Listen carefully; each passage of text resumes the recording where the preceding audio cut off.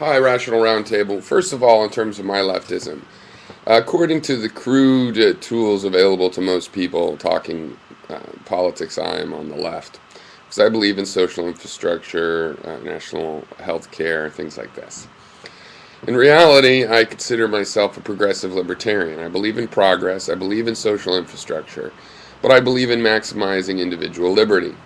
Now, a lot of people misunderstand that because they think that means that the individual can't be told or made or have to exist within any bounds. But there is no such thing as absolute freedom. And if you're maximizing individual liberty, people misunderstand that to be, well, I'm an individual, that means I can do whatever I want. No, because there's more than one individual.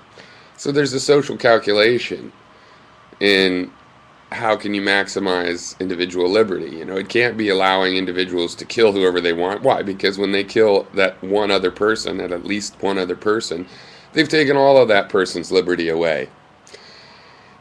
Just with one person. So it obviously is not maximizing individual liberty to allow one individual to kill another. And I agree entirely with your point. You should be eligible. The thing about Bill Gates, it was a very interesting point. Bill Gates is rich enough that probably his money managers, his accountants, would apply for subsidies. That's their job, to get every drop of resource that they can that's presented to them for their client. But I'm not necessarily against that. And even if you did want to prohibit that, we're talking about a guy with billions of dollars, not people with tens of thousands of dollars, okay? And the problem that you identify, it occurs all throughout the social services system. Take Section 8, subsidized housing. The government will pay your rent for you. If you want to, let's say you want to move in with somebody, you have a partner, they're working, they don't qualify for Section 8. So you want to move in with them and try to make it good, but that relationship might not work. Well, you have to go off Section 8. Well, that makes sense. You shouldn't receive the benefit when you, as a household, don't qualify for it. But you actually have to go to the end of that 3-year list. Okay. This promotes a lock-in. Okay. It's the same thing with welfare. You're going to go get a little part-time job to help out your income. Well, that's coming out of your welfare check. Okay. So I agree with your system. I agree there should be a different kinds of ramping as we enter in if we do take the benefit away at some economic level where you objectively don't require it and can absorb the cost of your situation yourself. And I'm even for just say, hey, in the case of something like being that makes sense with economic assistance, right? That you get a certain amount of money, then you don't need that assistance. In the case of medical disabilities, I sort of agree with you. There really isn't a reason to have a cap on that. And it's beneficial to have someone like someone with resources in those systems, because they do have resources and they can't be pushed around quite as much. They can help fight for a sensibility of the system. But what I don't get is why you're asking this of leftists. These are the people that argue for these programs, that argue for expanding these programs to higher economic incomes. I don't know who or what you've run into that makes you think that liberals are not for social systems for people, for example, in your case. Those people are confused. They might be out there. Maybe there's something anecdotally to this, but this is sort of a part of a phenomenon. People don't really know what their philosophy of politics is.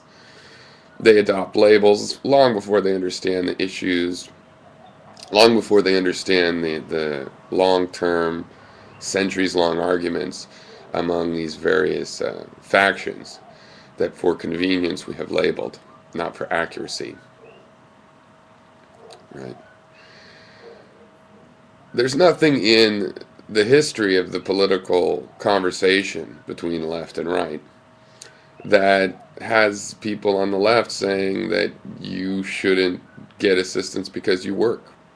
That's a conservative myth that the liberals philosophically want the poor locked into these situations and other people locked out. This voting demographic. It's not a part of liberalism. I'm not saying there's not politicians and people that want to use the system for that, but they're just calling themselves liberal. Philosophies of social services, um, coming from the left, do not argue for what you were complaining about. Okay, so I don't understand why you're pointing the finger at the leftists that argue for these social systems.